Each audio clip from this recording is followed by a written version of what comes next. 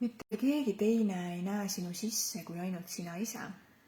Et kui me tihtilugu pealt näha kanname sellist ühte kuvandit, näitame, et meil on kõik korras, kõik on hästi, siis tegelikult me ei saa kunagi kindel olla, kas sellel teisel inimesel päriselt ka on hästi. Kas see, mida ta väliselt etendab, on tõde, kas see on tõene ka tema sisemise peegelpildiga. Ma olen näinud rõõmsaid inimesi ja õnnelikke inimesi, kes on päriselt õnnelikud ja rõõmsad. Ja ma olen näinud ka rõõmsaid ja õnnelikke inimesi, kes paistavad pealt näha õnnelikud, aga tegelikult nad on seest väga katki. Ja see, mida me väliselt näeme, see on üks asi. Aga nüüd on lihtsalt küsimus, et kas see inimene, kes väliselt on õnnelik ja rõõmus, aga seesmiselt tegelikult ei ole, siis miks ta seda teeb?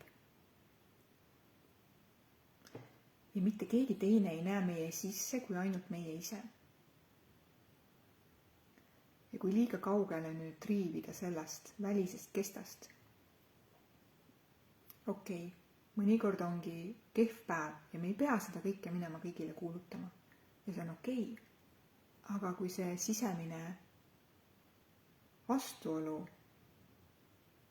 versus välimine kest on liiga pikalt kestnud, aasta, 2, paarkümmend, me oleme väljast justkui üks ega seest teine, siis see tekitab lõhet, see tekitab meie keha sisse justkui energeetilist lõhet. Ja päris raske koorem on tegelikult kehal kanda seda võltsi olekut. Sa pead pidevalt olema nagu valves ja sellises seisundis, kus sa kogu aeg etendad ühte, aga tegelikult sa oled teine. Kui koormav see kehale tegelikult on, see on mega koormav. Energeetiliselt on see kehale tegelikult lausa lõhkuv. Jah, me ei taha kõigile rääkida oma muredest või oma asjadest. Ei peagi kõigile rääkima. Aga mõnele inimesele võiks ikkagi öelda, et kuidas sa päriselt tunned. Oluline on see, et sinu sisemine maailm ja see väline kest oleksid võimalikult sarnased. Kui need on liiga erinevad, liiga pikka aega, siis see pole hea. See pole hea. Ausalt, see pole hea. Ma olen seda kogenud päris pikalt. Ja see tekitas lõpuks mulle haigusi. Erinevaid haigusi. Ja täna ma saan aru, kui oluline on olla võimalikult sünkroonis sellega, milline ma olen väljast poolt.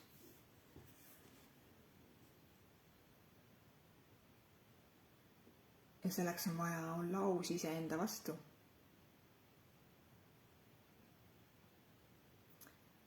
Ja mitte keegi teine ei näe minu sisse kui ainult mina ise. Ja kui ma olengi väljast poolt selline rõõmus ja rõõsa, siis ainult mina tean, kas see tegelikult vastab tõele. Kas ma päriselt olen aus iseendaga. Sest teised väljast poolt ju tegelikult ei näe minu sisse. Nad ei oska isegi kahtlustada. Ja kui mina ei ole aus iseenda vastu, siis kust nemad teaksid, et minu sees on hoopis midagi muud.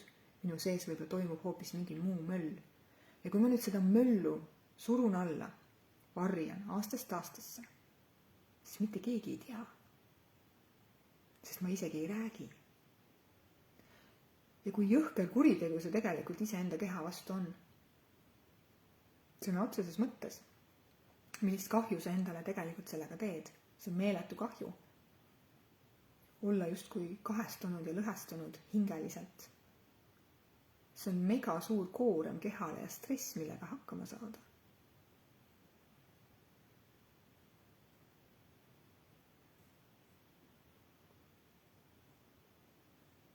Oluline on olla võimalikult aus iseenda vastu, mis päriselt sinu sisemaailmas toimub.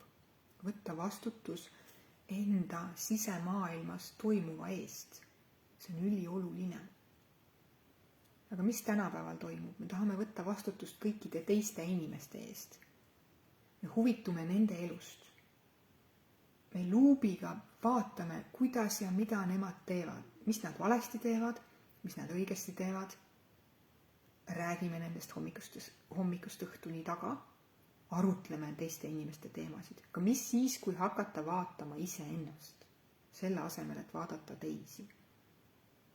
Pöörata see pilk teistelt inimestelt enda sisse, enda sisemaailma poole. Hakata enda käest küsima, et kas ma olen aus iseenda vastu. Aga mis minu sisemaailmas tegelikult toimub? Unustame ära need teised. See on aja raiskamine ja see ei ole vajalik. Oluline on, mida sina tunned ja mis tunded sinu sees päriselt on. Kas sa oled tõene? Kas sa oled aus iseenda vastu? Need on need küsimused, mida enda käest peaks küsima. Tihtilugu inimesed ei oska isegi vastata, kui küsida nende käest, et mida sa päriselt tunned. Nad ütlevad, ma ei tea. Neil pole õrna aimugi, sest nad ei ole mitte kunagi vaadelnud seda kohta, et mis emotsioonid minu sees on. Miks ma olen praegu sellises kohas, miks ma tunnen nii, miks see olukord tekitab minus seda tunnet. Miks ma olen stressis, miks ma olen depressioonis. Mida ma päriselt vajan, mida ma päriselt tunnen. See on nii kummaline, kuidas meie fookus on 99% pööratud välisele, teiste inimestele, kuidas ja mida nemad teevad. Aga kujutle ette, kui nüüd seesama fookus pöörata enda sisse ja korrastada seal ära kõik see, mis tegelikult korrastamist vajab. Me ei pea korrastama teisi, me peame korrastama ainult iseennast. Ja selleks on vaja pöörata pilk enda sisse. Ainult enda sisse. Ja vaadata päriselt ausalt endale otsa. Kus ma olen? Kus ma täna olen? Kes ma täna olen? Ja miks ma üldse sellises olukorras täna olen? Mis minu sees tegelikult toimub? Mis tunded mu sees tegelikult on? Ja hakata vaatama nende sisse, nende tunnete taha, mida need tegelikult räägivad meile. See on kõige oluline, see on kõige olulisem. Ja et see kest, mis paistab väljast, oleks võimalikult sarnane sellele, mis on sinu sees. Et see oleks võimalikult siiras, aus, puhas ja nii, et sa ise sellest aru saaksid.